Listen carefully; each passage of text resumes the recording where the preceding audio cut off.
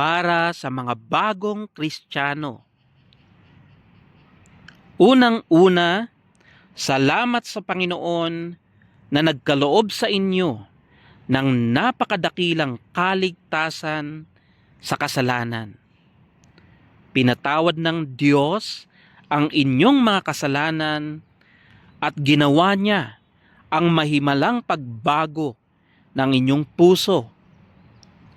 Kanyang pinalitan ang inyong pusong matigas at kanyang binigyan kayo ng bagong puso na masunurin sa kanyang mga utos.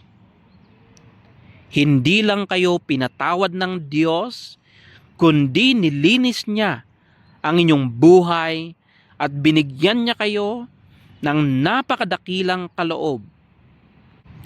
Ang kapangyarihan na labanan at talunin ang lahat ng mga tuksong inyong makakaharap. Mga kapatid, ipinapaalam ko sa inyo na ang kaligtasan na inyong tinanggap sa pangalan ni Kristo ay isang napakahalagang bagay na kailangan ninyong pakaingatan.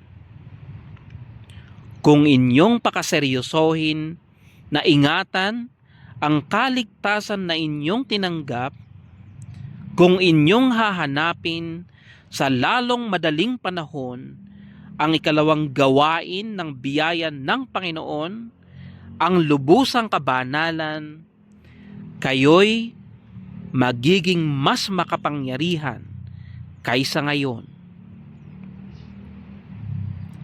Sabi ng Diyos sa Jeremiah chapter 29 verse 13, "And ye shall seek me and find me, when ye shall search for me with all your heart." Kaya mas lalo pa ninyong hanapin ang kalooban ng Panginoon para sa inyo. Sa Romans chapter 12 verses 1 to 2 ay ito ang ating mababasa. "I beseech you therefore, brethren, by the mercies of God, that ye present your bodies a living sacrifice, holy, acceptable unto God, which is your reasonable service. And be not conformed to this world, but be ye transformed by the renewing of your mind, that ye may prove what is that good and acceptable and perfect will of God." Mga minamahal, pakaingatan ninyo ang napakadakilang kaligtasan na inyong tinanggap mula sa Diyos. Pray regularly. Read the Bible every day.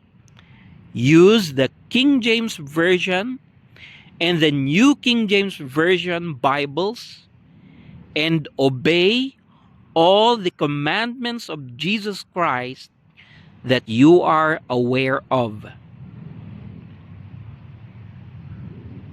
Kung loloobin ng Panginoon, magkikita tayo ng mukhaan balang araw.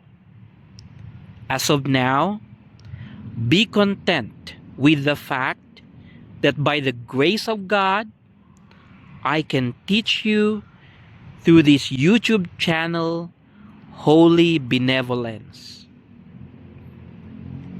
May the Lord keep blessing you.